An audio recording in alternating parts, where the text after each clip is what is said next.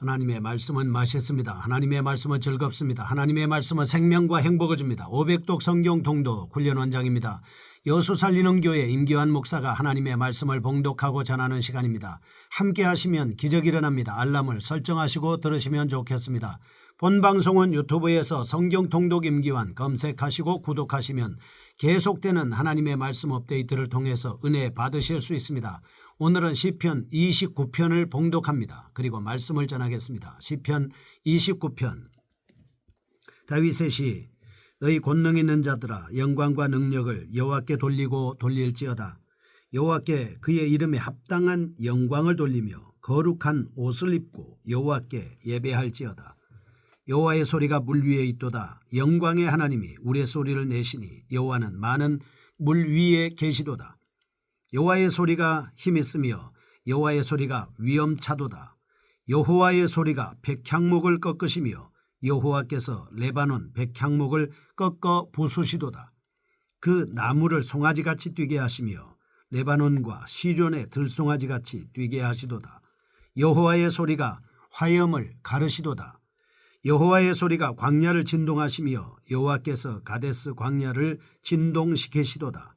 여호와의 소리가 암사슴을 낙태하게 하시고 삼림을 말갛게 벗기시니 그의 성전에서 그의 모든 것들이 말하기를 영광이라 하도다. 여호와께서 홍수 때에 좌정하셨으며 여호와께서 영원하도록 왕으로 좌정하시도다. 여호와께서 자기 백성에게 힘을 주시며 여호와께서 자기 백성에게 평강의 복을 주시리로다. 아멘. 시편 29편입니다. 뇌성 가운데 계신 여호와라고 하는 말씀을 통해서 우리가 함께 은혜를 받겠습니다. 시편 25편에서 28편은 다분히 비탄조였습니다. 시편 29편과 30편은 하나님의 구원 사역과 영광에 대해 감사 찬송하는 내용입니다. 또한 본시를 그 소재를 웅장한 자연 현상에서 구하고 있다는 점에서 19편과도 맥이 상통한다 볼 수 있겠습니다. 본시의 중심 시연은 7번이나 거듭되는 여호와의 소리입니다. 여호와의 소리라는 단어를 7번 반복한다라고 하는 것은 여호와의 소리가 얼마나 중요한 것인가 라고 하는 것을 말씀하고 있는 것입니다. 이 소리는 산천을 울리는 뇌성 가운데서 자연과 인생을 섭리하시는 하나님의 임재를 형상화시킨 시적 이미지라고 볼 수 있겠습니다. 혹자는 어투나 이미지 등의 유사성을 들면서 이 시가 고대 가나안의 시를 모방한 것이라고 주장하기도 합니다. 그러나 이는 지나친 추측에 불과한 것입니다. 굳이 가나안의 시와의 유사성을 고려한다면 본 시편의 기자는 오히려 가나안 출신인 바알과도 비교도 안 될 정도의 탁월하신 신인 여호와의 권능과 영광을 부각시키고 있습니다. 전반적으로 볼 때 본시의 초점은 우주 삼라만상과 인생을 주관하시는 하나님의 통치에 맞춰져 있다라고 하는 것을 볼 수 있게 되는 것입니다. 특히 3절 뇌성입니다. 뇌성이라는 단어가 암시하는 은유적 의미를 생각해 볼 때 이 시편은 여호와의 계시와 승리케 하시는 권능을 접한 성도들에게 경건한 두려움을 불러일으켜주고 있습니다. 특히 대적들을 무찌르시는 여호와의 권능에 대한 경외심은 소위 출애굽기 15장 2절과 3절에 나오는 모세의 노래, 사사기 5장 4절과 5절, 19절에서 21절까지 나오는 드보라의 노래를 연상시키고 있습니다. 한편 본시의 작시 배경을 보겠습니다. 첫째, 다윗이 압살롬의 반란과 같은 환난에서 건진받은 후에 이 시를 지은 것이 아닌가라고 생각하는 사람들도 있습니다. 둘째, 심각한 질병에서 치유된 후에 하나님의 크신 권능과 영광을 찬송하기 위해서 제작되었다라고 하는 견해들이 있지만 이 또한 확실치 않습니다. 그리고 본시는 대략 세 부분으로 나누어져 있습니다. 1절과 2절 서두의 말씀이고 10절과 10절 말미는 하나님의 왕권을 찬양하는 내용이고 중간 부분 3절에서 9절입니다. 하나님의 통치의 영광과 능력을 탁월한 시적 표현으로 찬미하고 있다라고 하는 것을 알 수 있겠습니다. 첫째, 시인은 여호와를 경배할 것을 강력히 권고하고 있습니다. 자연계에는 때로 크고 놀라운 일들이 벌어지는 것이죠. 그 가운데 기상의 변화로 말미암아 홍수나 벼락 등의 엄청난 파괴력으로서의 사람들을 놀라게 하는 예도 있습니다. 이때 사람들은 자연의 위력 앞에 떱니다. 심지어는 자연의 신들을 만들어 경배하기까지 하는 것입니다. 한편 근동지방의 고대인들은 굉장한 힘으로 지상의 물질들을 파괴시키는 기상변화, 다시 말해서 뇌성, 폭풍우, 번개 등에 놀라서 기상의 자연신들을 숭배하는 일도 있었습니다. 그들은 실제 존재하지도 않는 자연의 신들이 이 모든 변화를 일으키며 자연의 삶에 직접적인 영향을 미친다고 신봉하였습니다. 잘못된 것입니다. 하나님께 대한 무지로 인하여 그들은 알지 못하는 신들에게 자신의 운명을 맡겨왔던 것이 사실입니다. 호세아 1장에서 3장 말씀을 보면 놀라운 것은 이러한 미신적인 고대 신앙이 이방인들은 물론이고 계시를 받은 이스라엘 백성들까지도 사로잡았다라고 하는 사실입니다. 상당히 위협했던 것이죠. 하지만 이러한 전체적인 분위기 가운데서도 다윗은 모든 기상변화가 하나님에 의해 주관된다는 분명한 진리를 깨닫고 있는 것입니다. 1절, 너희 권능 있는 자들아 영광과 능력을 여호와께 돌리고 돌릴지어다. 하나님을 찬양하라 말씀을 합니다. 그리하여 그는 가증한 미지의 신들에게 보내었던 영광과 능력을 모두 여호와께 돌리고 돌려라 라고 강권하고 있는 것입니다. 우상 숭배하는 그 모든 영광을, 사람들에게 돌리는 그 모든 영광을 하나님께 돌릴지어다 라고 강력하게 가르쳐주고 있는 것입니다.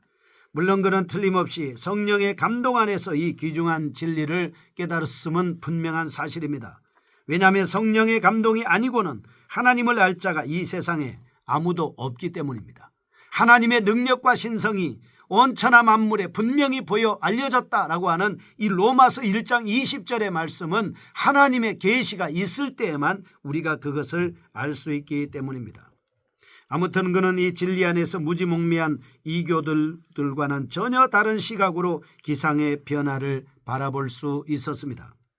그는 이 모든 것을 주관하시는 전능하신 하나님께 대한 믿음 안에서 고대인들의 두려움 대신에 하나님의 백성들의 영원한 승리를 확신할 수 있었다라고 하는 사실입니다. 1절 또한 다윗은 여호와를 경배하는 일에 있어서 어떠한 존재도 예외가 없다라고 말씀을 합니다. 너희 권능 있는 자들아 영광과 능력을 여호와께 돌리고 돌릴지어다 라고 하는 것이죠. 모든 피조 만물들은 전부 다 하나님 앞에 영광을 돌려야 된다라고 말씀하는 것입니다. 거대한 자연 만물도 여호와의 권능 앞에서 순순히 굴복하고 떱니다. 그 어떠한 존재가 그 앞에서 머리를 들 수 있겠느냐고 다윗은 강력하게 주장하고 있습니다. 따라서 하늘의 천사들이든 지상의 권세자들이든 그 앞에 머리를 숙여야 한다는 것입니다.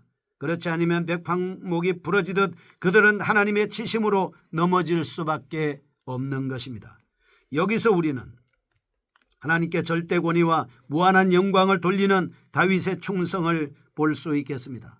이러한 충성은 하나님 앞에서 자신을 지극히 작게 여긴 겸손의 산물이었음이 분명합니다. 2절 여호와께 그의 이름에 합당한 영광을 돌리며 거룩한 옷을 입고 여호와께 예배할지어다 말씀을 합니다. 뿐만 아니라 다윗은 인생들이 여호와를 경배하기 전에 먼저 거룩한 옷을 입어라 라고 권면을 하고 있습니다.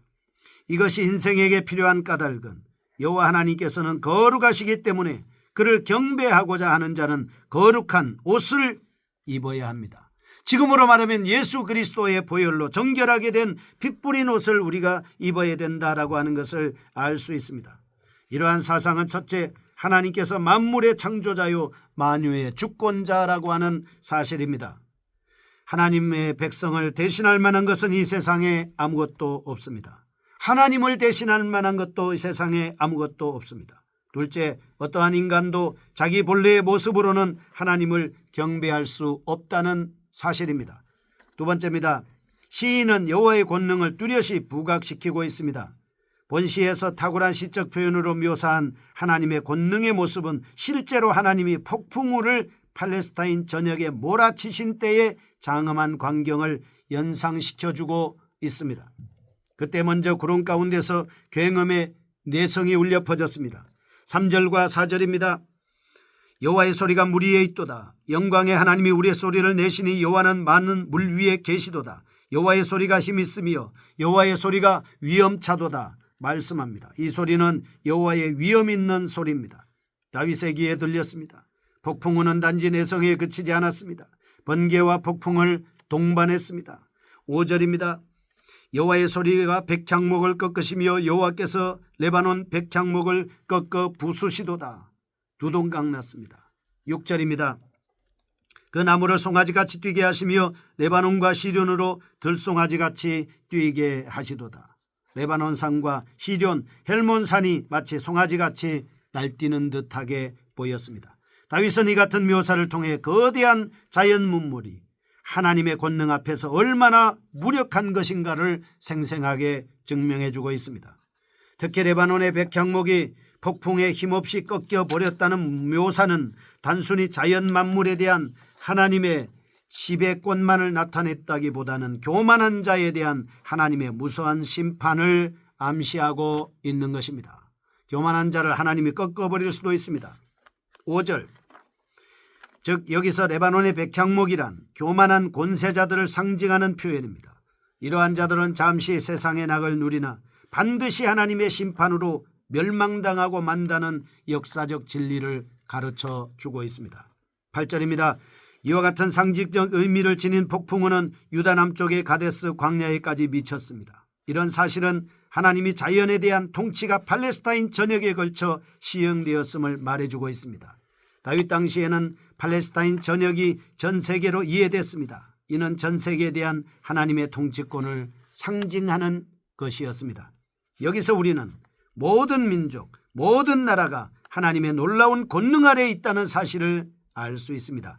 9절, 가데스 광야에 살고 있는 암사슴이 내성에 따라 이리저리 피하다가 경련을 일으키듯이 그 어떠한 인생도 하나님의 권능 앞에서 놀라며 떨 수밖에 없다는 사실입니다. 하지만 하나님의 권능이 모든 자에게 단지 놀람과 두려움의 대상이 되는 것은 아닙니다. 마지막으로 다윗은 우리에게 영원한 소망을 제시해 주고 있습니다. 11절, 여호와께서 자기 백성에게 힘을 주시며 여호와께서 자기 백성에게 평강의 복을 주시리로다. 그것은 하나님의 놀라운 권능이 성도들에게 힘과 평강의 복이 된다는 사실입니다. 10절, 노아 홍수였습니다. 창세기 7장에서 그때 하나님은 강포한 백성들을 쓸어버리기 위해 땅 위에 홍수를 쏟아 부으셨습니다. 이 홍수는 악인들에 대한 최종적 심판이자 무서운 형벌이었습니다. 그러나 노아와 그의 7 식구에게 있어서 그것은 심판이나 형벌이 아니었습니다.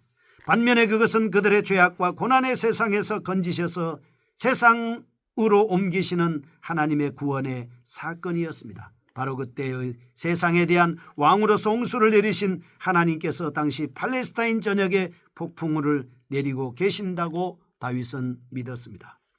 다윗은 폭풍우를 통해 과거의 노아의 식구들을 구원하신 하나님의 권능을 생각했습니다. 아울러 영원토록 온 세상의 왕으로서 자기 백성들을 보호하시고 구원하실 그의 은총을 확신했습니다.